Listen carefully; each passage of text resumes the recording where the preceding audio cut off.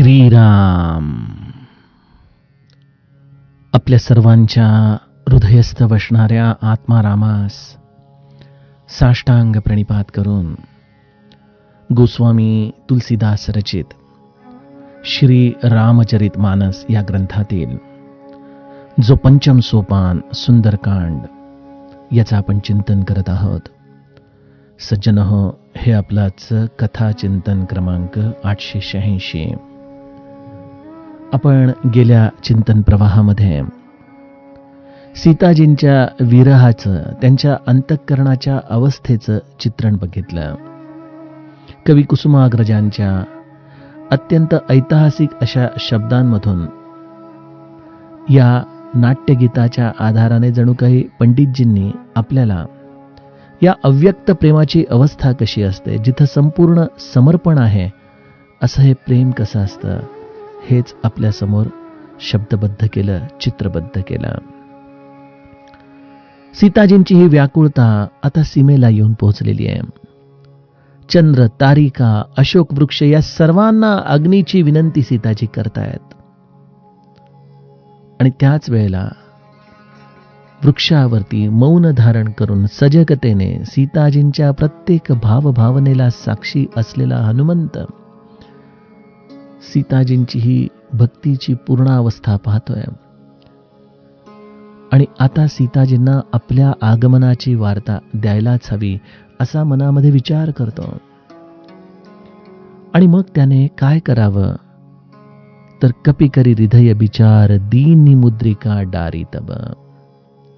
हनुमंताने विचार केला की सीताजींना प्रभूंच्या आगमनाची वार्ता, त्यांच्या मनाला आधार होईल अशी खुणगाठ देण्यासाठी आपण काय करावं, तर भगवंताची ही मुद्रिका आपण सीताजींच्या जवळ टाकावी. सीताजी मनामध्ये विचार करत होत्या की आपल्याला अग्नीची प्राप्ती व्हावी, आणि त्यांच्या समोर आलेली आहे भगवंताची मुद्रिका. सीताजींनी अत्यंत प्रेमाने, हर्षाने, जणू काही आपल्याला अग्नी मिळाला आहे या भावनेतून या मुद्रिकेला आपल्या जवळ घेतलं. अशा रीतीने आता सीताजींच्या पर्यंत प्रभू रामचंद्र पोहोचले नाहीत, परंतु प्रभू रामचंद्रांची मुद्रिका पोहोचलेली आहे. सीताजींच्या अंतःकरणाची अवस्था या मुद्रिकेच्या दर्शनाने कशी होणार आहे, याचं गायन गोस्वामीजी आम्हाला आजच्या चौपायांमधून सांगू लागतात. गोस्वामीजी गाऊ लागतात, सीताराम सीताराम रामा, सीताराम सीताराम रामा, तब देखी मुद्रिका मनोहर, राम नाम अंकित अति सुंदर, चकित चितव मुदरी पहचानी, चकित चितव मुदरी पहचानी, हर्ष विषाद हृदय कुलानी, जीति को सकई अजय रघुराई, माया ते असि रचि नहीं जाई. सीताराम सीताराम रामा, सीताराम सीताराम रामा, सीताराम सीताराम रामा, सीताराम सीताराम रामा, सीता मन विचार कर नाना, मधुर बचन बोले हनुमाना, रामचंद्र गुण बरनय लागा, रामचंद्र गुण बरनय लागा, सुनतहि सीता कर दुख भागा, लागी सुनय श्रवण मन लाई, आदि हुते सब कथा सुनाई. सीताराम सीताराम रामा, सीताराम सीताराम रामा, श्रवणामृत जेहि कथा सुहाई, श्रवणामृत जेहि कथा सुहाई, कही सो प्रगट होती किन भाई. तब हनुमंत निकट चली गयऊं, फिर बैठी मन विस्मय भयऊं. सीताराम सीताराम रामा, सीताराम सीताराम रामा, रामदूत मैं मातु जानकी, रामदूत मैं मातु जानकी, सत्य नित्य शपथ करुणा निधान की, यह मुद्रिका मातु मैं आनी, दीन्ही राम तुम कह सही दानी। सीता राम रामा, सीता राम रामा, सीता राम रामा,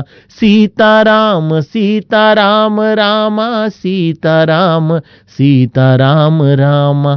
नर बानर ही संग कहूँ कैसे, कही कथा भई संगति जैसे। सीता राम रामा,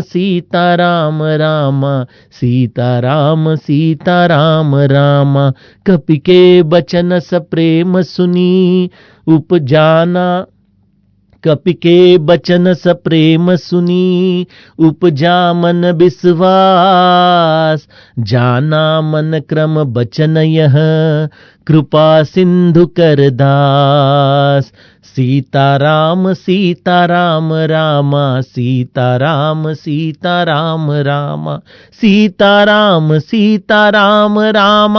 सीता राम रामा। सियावर रामचंद्र प्रिय हो।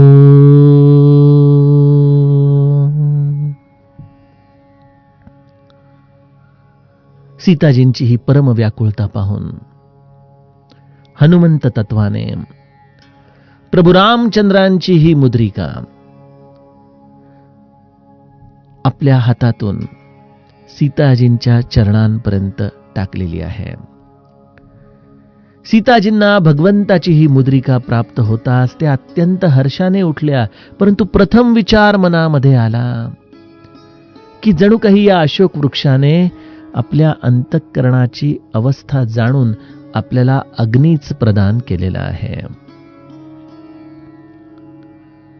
अशा रीतीने ही भगवंताची मुद्रिका एवढं 100 योजन अंतर पार करून सीताजींच्या पर्यंत येऊन पोहोचली. आणि ही मुद्रिका हातामध्ये पडताच, त्याचं दर्शन होताच गोस्वामीजी म्हणतायत, तब देखी मुद्रिका मनोहर, राम नाम अंकित अति सुंदर. भगवंताचं नाम ज्याच्यावरती अत्यंत सुंदर पद्धतीने कोरलेलं आहे, जी अंगठी अत्यंत सुंदर आहे, मनोहर आहे, अशी ही रामनामाने अंकित असलेली मुद्रिका सीताजींच्या हातामध्ये पडतात. सीताजी अत्यंत आश्चर्यचकित होतात आणि त्याच वेळेला त्यांचं अंतःकरण आनंदाने देखील भरून जातं आणि त्याचबरोबर विषादाने देखील भरून जातं. अशी ही अंतःकरणाची एक विलक्षण अवस्था सीताजींची या मुद्रिका प्राप्तीनंतर झालेली आहे. सज्जनो, इथं भगवंताची ही खुणगाठ हनुमंताने सर्वप्रथम सीताजींच्या जवळ टाकली. खरं तर हनुमंताला आपण आलो आहोत ही खुणगाठ सीताजींना द्यायची होती, त्याच्यासाठी कदाचित बाकीचे देखील मार्ग असू शकले असते ना. प्रत्यक्ष हनुमंतच उडी मारून सीताजींच्या समोर येऊन उभे थांबलू शकले असते. कदाचित हातातली गदा देखील एक निशाणी म्हणून ते सीताजींच्या समोर टाकू शकले असते.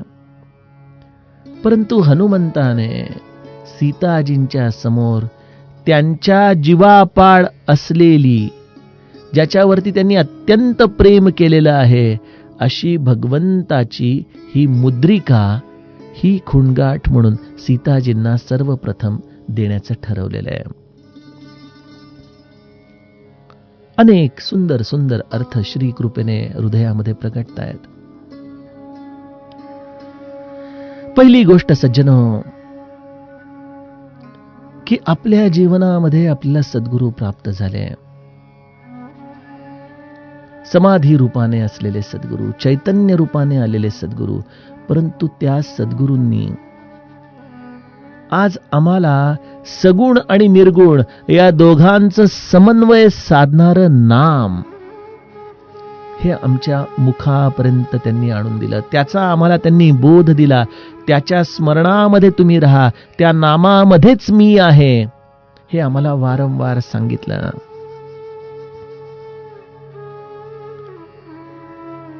मुखामध्ये नाम येणं म्हणजे जणू काही प्रत्यक्ष भगवंताने त्या जीवाला आपलं म्हणणं आहे. प्रत्यक्ष त्या भगवंताच्या रूपाचा सहवास त्या नामामध्ये आहे. भगवंताचं नाम म्हणजे केवळ अक्षर नाहीत, ती एक विलक्षण करुणा आहे, जी एवढे अनंत कष्ट घेऊन, एवढे 100 योजन पार करून, त्यामध्ये असलेल्या अनंत अग्निदिव्यांना सामोरं जात जात जात जात आपल्यापर्यंत आलेलं आहे. अनंत जन्मांचे तप एक नाम, सर्व मार्ग वरिष्ठ हरिपाठ, सर्व मार्ग सुलभ. हरिपाठामध्ये देखील माऊली आपल्याला नामाचं हेच महत्व सांगते की अनंत जन्मांचे तप एक नाम.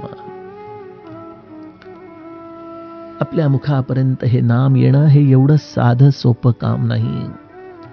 आपल्याला वाटतं की अहो काय गोंदवल्याला जावं, ते अनुग्रहाची जी काय प्रक्रिया आहे ती पूर्ण करावी, माळ घ्यावी आणि नाम मिळालं.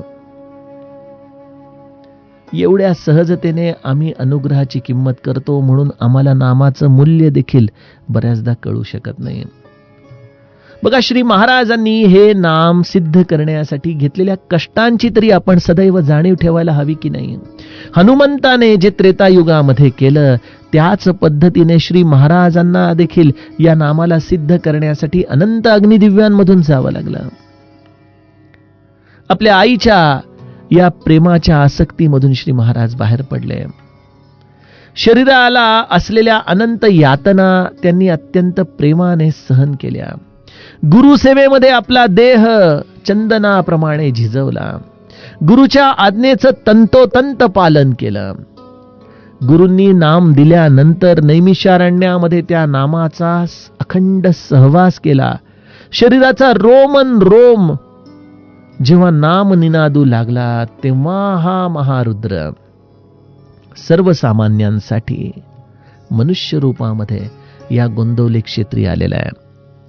बघा, आपली जी श्री महाराजांची पोथी आहे ना, त्यामध्ये फडके बुवांनी अगदी योग्य शब्दामध्ये नैमिषारण्यामध्ये श्री महाराजांची अवस्था सांगितली की नामस्मरणाने श्री महाराज म्हणजे महारुद्रच झाले होते, हनुमंतच झाले होते. कुठल्याही वृक्षावरती क्षणामध्ये हलके होऊन चढायचे, भुभुकार करायचे. अशा पद्धतीने नामस्मरणाने प्रत्यक्ष तो हनुमंतच अवतरला, केवळ जनमानसासाठी मनुष्य रूप धारण करून. परंतु त्याला ओळखलं कोणी? माझे महाराज, माझे सद्गुरू मारुती अवतार, कोणीही संदेह धरू नये. अशा ब्रह्मानंद महाराजांनाच त्यांच्या या रूपाची खरी आठवण झाली. बघा, श्री महाराजांच्याकडे जाऊन अनेक लोक हनुमंत दर्शनाची प्रार्थना करायचे. म्हणजे एखाद्या व्यक्तीला समोर असताना तुम्ही मला त्या व्यक्तीची भेट घडवून द्या असं म्हणण्यासारखंच होतं, होय की नाही? आम्हाला त्यांचं हनुमंत स्वरूप कळू शकलं नाही, कारण आम्हाला नामासाठी तेवढी व्याकुळता लागली नाही, आम्हाला भगवत दर्शनाचं तेवढं प्रेम आलं नाही, आम्हाला जीवनातल्या या दृश्य असार असलेल्या आधारांपासून सुटता आलं नाही. आणि म्हणून लोकांसी रूप न कळेची मनुष्य वाटे, अशी आमची अवस्था श्री महाराजांच्या बाबतीत राहिली. बघा,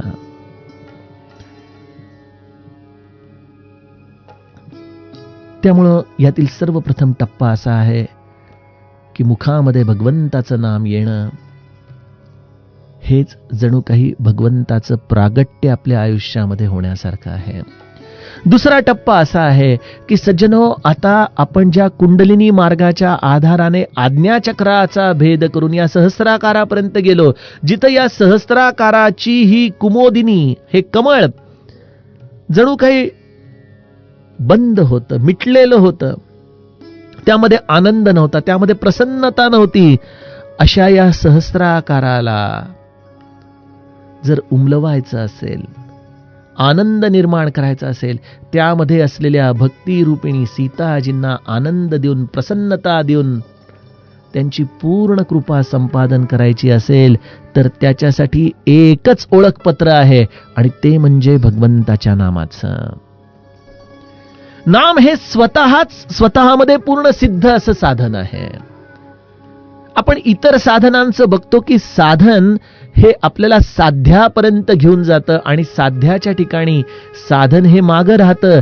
परंतु इथं भगवंताच्या या नामाची खुणगाट सीताजींच्या जवळ, या सहस्राकारामध्ये, जिथं कुठलाही अहंकार पोहोचू शकत नाही, जिथं कुठलंही अस्तित्व पोहोचू शकत नाही, अशा अतिसूक्ष्म मार्गाने भगवंताचं नाम सीताजींच्या पर्यंत गेलं. आणि तीच एक खुणगाट आहे जी या भक्तिरूपिणी सीताजींना प्रसन्न करू शकते बघा. आणि त्यामुळे श्री महाराज म्हणतात की प्राण गेल्यानंतर सुटणारी शेवटची वस्तू म्हणजे भगवंताचं नाम असावं. मी आता ज्ञानी झालो, मला नामस्मरणाची गरज नाही, हेच आमचं अज्ञान ठरू शकतं, हेच आमचं या आज्ञाचक्रापासून परत फिरणं ठरू शकतं सज्जनो. म्हणून संतांनी शेवटच्या श्वासापर्यंत भगवंताच्या नामाचा हव्यास केला.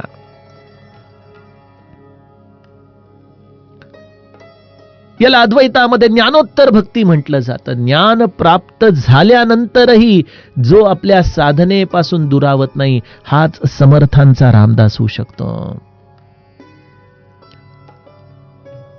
भगवंताच्या नामाशिवाय पूर्णत्व नाही, हाच जणू काही संदेश आम्हाला हनुमंताने ही अंगठी टाकून दिलेली आहे की भक्तीच्या पूर्ण प्राप्तीसाठी भगवंताच्या नामाशिवाय दुसरी कुठलीही खुणगाट असू शकत नाही.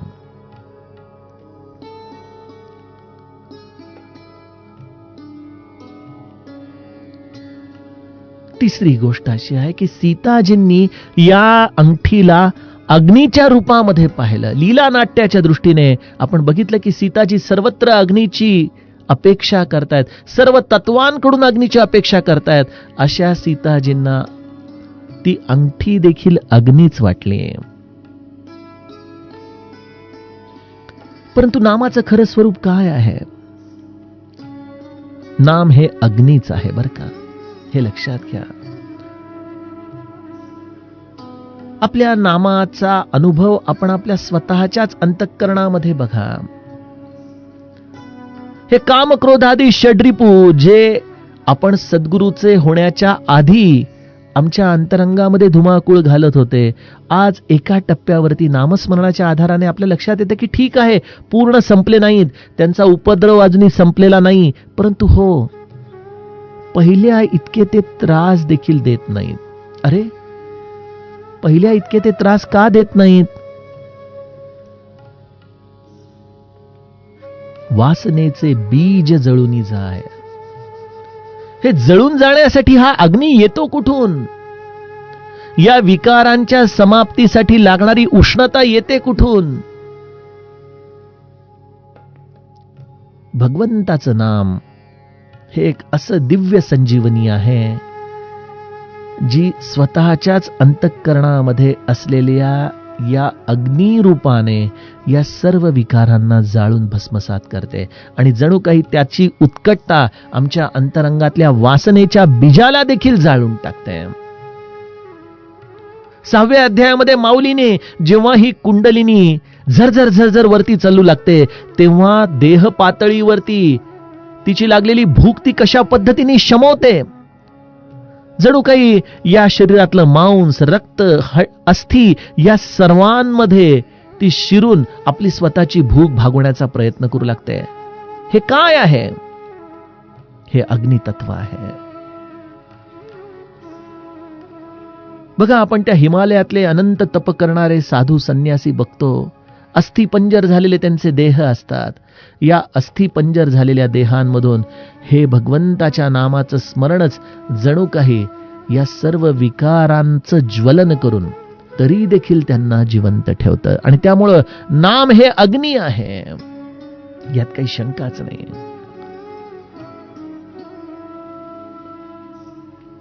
भक्तिरूपिणी सीताजींच्या जवळ अंगठी पोहोचण्यासाठी या सोन्याच्या कदाचित असलेल्या अंगठीला देखील या अनंत अग्निदिव्यांमधून जावं लागतं. आणि त्यामुळं तप्त झालेलं हे सोनं जणू काही लाल भडक अवस्थेमध्ये भक्तीच्या जवळ जाऊन पोचतं. अशा अनंत अग्निदिव्यांशिवाय भक्तीच्या चरणांपर्यंत देखील आपल्याला पोचता येऊ शकत नाही.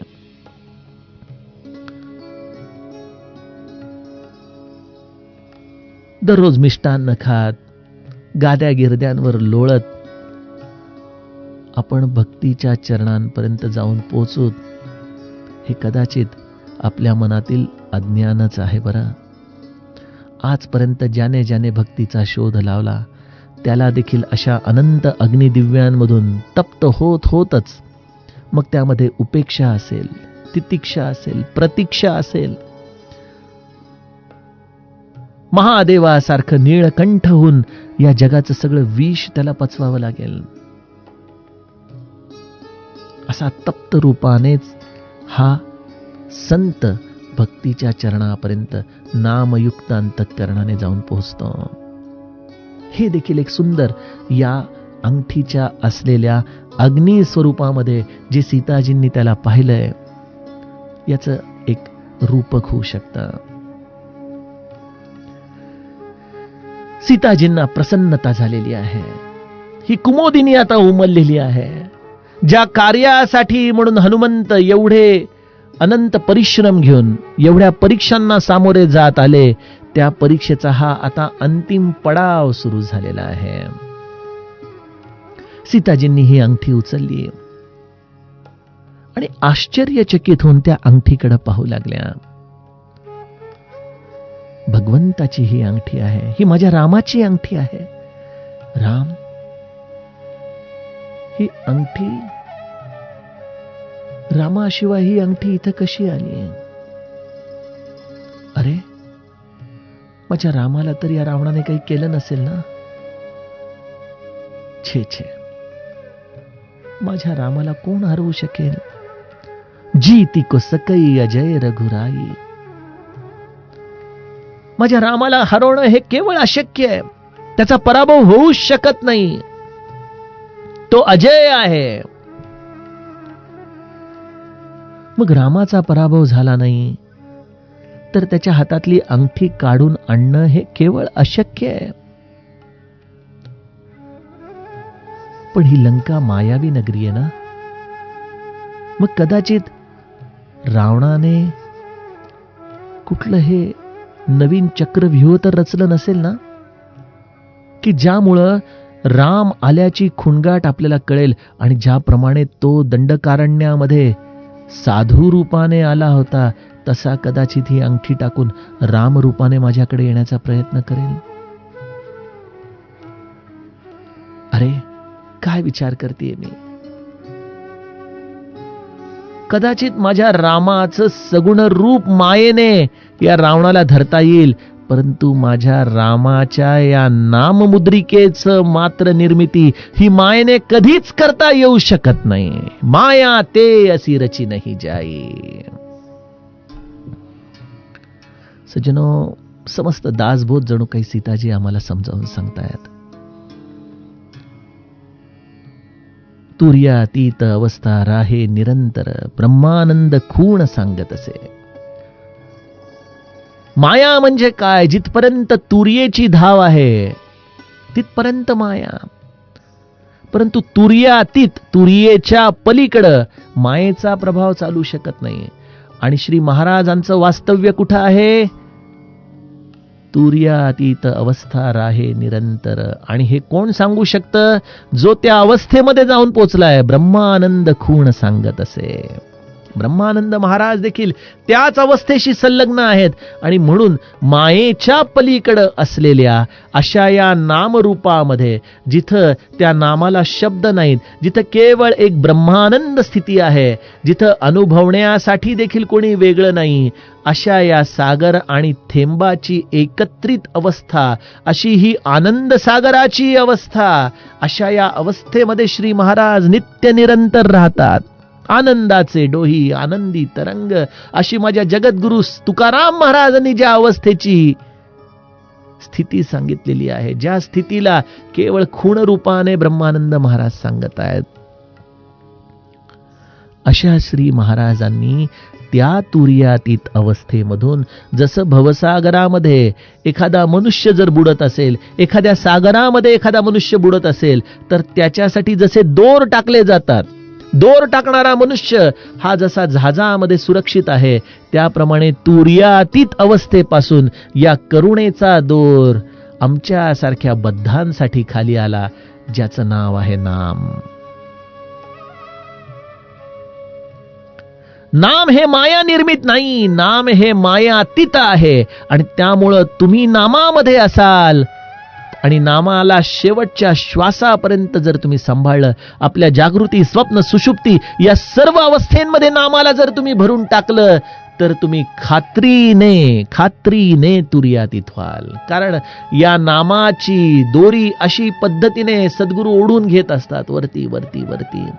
तुमच्या या सर्व अवस्थांमध्ये ते नाम भरत जातं आणि ते नाम तुम्हाला मायातीत करून टाकतं. आणि त्यामुळे भगवंताचं नाम हे कधीही माया रूपाने तयारच होऊ शकत नाही. एक वेळ सगुण रूपाने, जसं आजच्या काळामध्ये उत्तर भारतामध्ये रामलीला होतात, अनेक जण रामाचं किरदार निभावतात, त्याप्रमाणे सगुण रूपामध्ये कदाचित भगवंताचं दर्शन होऊ शकेल, परंतु त्याच्या नामरूपाला मात्र ही माया निर्माण करू शकत नाही. म्हणजे एकीकडे भगवंताला कोणी हरवू शकत नाही, त्याच्या हातातून कोणी अंगठी काढून घेऊ शकत नाही, आणि दुसरीकडे भगवंताच्या या नाममुद्रिकेची दुसरी आवृत्ती कोणाला कधी तयार करता येऊ शकत नाही. ते थेट भगवंताशी जोडणारं साधन आहे, त्याच्यासारखं दुसरं असूच शकत नाही काही. आणि त्यामुळं इथं भक्ती देखील अंतःकरणामध्ये विचार करते की माझ्या अशा या एकाकी उदासीन अवस्थेमध्ये या भगवंताच्या नामाची खुणगाठ घेऊन कोण आलंय? अरे माझ्या अवतीभोवती तर हे सर्व राक्षस आहेत. यांच्यापैकी कोणाचीही वृत्ती त्या अवस्थेपर्यंत येण्यासारखी नाही. मग अशा या राक्षसांच्या सभेत या भगवंताच्या मुद्रिकेला घेऊन कोण आलं? सीता कर विचार मन नाना. अशा रीतीने सीताजींच्या मनामध्ये अनंत विचार सुरू झालेले आहेत. आणि अशी ही भक्ती रूपिणी मनामध्ये विचार करत असतानाच तिथून अत्यंत सुंदर अमृत वचनांचा वर्षाव सीताजींच्या कानांवरती होऊ लागतो. मधुर बचन बोलेऊ हनुमाना. मधुर वचन.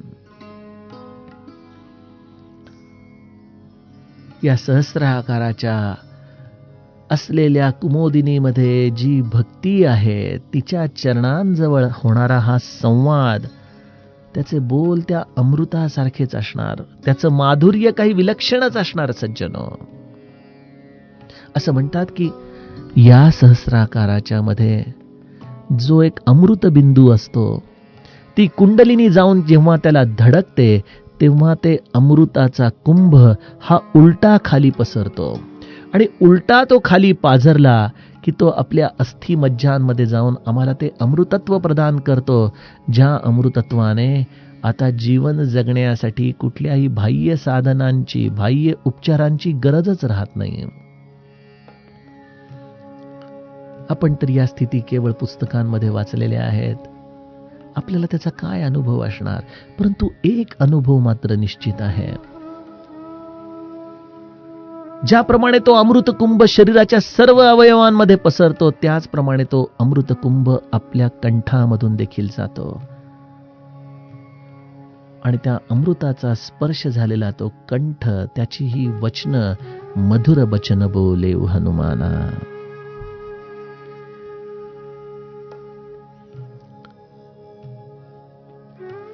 संताची वाणी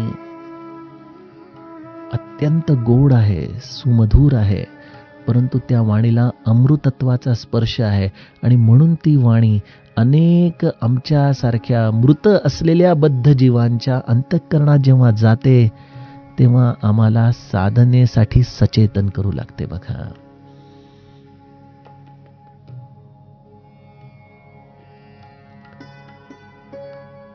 ज्यांनी या भक्तिरूपिणी पर्यंत जाऊन आपलं नाम पोहोचवलेलं आहे, अशा या संतांची ही मधुर वाणी,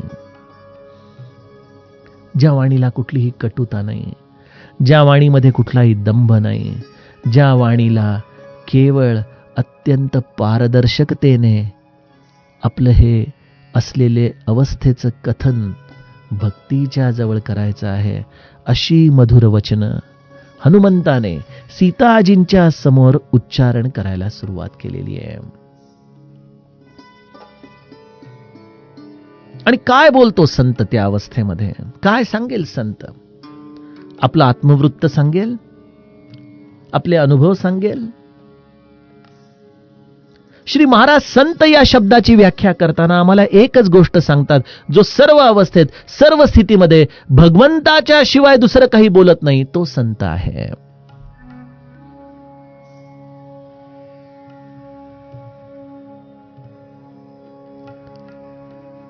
हनुमंताने खरं तर आपल्या स्वतःची ओळख करून द्यायची आहे, परंतु ती ओळख त्या अवस्थेमध्ये राहणार तरी कोणाजवळ? आणि हनुमंताने त्या मधुर वचनांच्या आधाराने काय केलंय? रामचंद्र गुण बरनय लागा. हनुमंताने प्रभू रामचंद्रांचं गुणगान करायला सुरुवात केलेली आहे. ही रामकथा सीताजींना सांगायला सुरुवात केलेली आहे.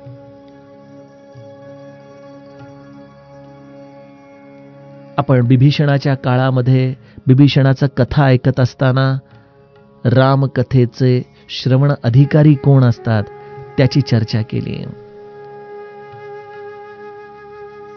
हनुमंताचा हा प्रासादिक कथेचा केवढा मोठा आविष्कार आहे की प्रत्यक्ष ती रामकथा आज तो जगदंबेला ऐकवतोय. सीताजींनाही हनुमंत प्रभू रामचंद्रांची कथा ऐकवतोय. रामचंद्र गुण बरने लागा. आपल्या स्वतःची ओळख नाही, आपल्या स्वतःचे गुणविशेष नाही, सर्व अवस्थेमध्ये नित्य निरंतर जो भगवंताच्या शिवाय राहत नाही, त्याच्या गुणगानाशिवाय राहत नाही, त्याच्या भजनाशिवाय राहत नाही, तो संत हनुमंत तिथं या सर्व अशोक वाटिकेला जणू काही पावन करतोय.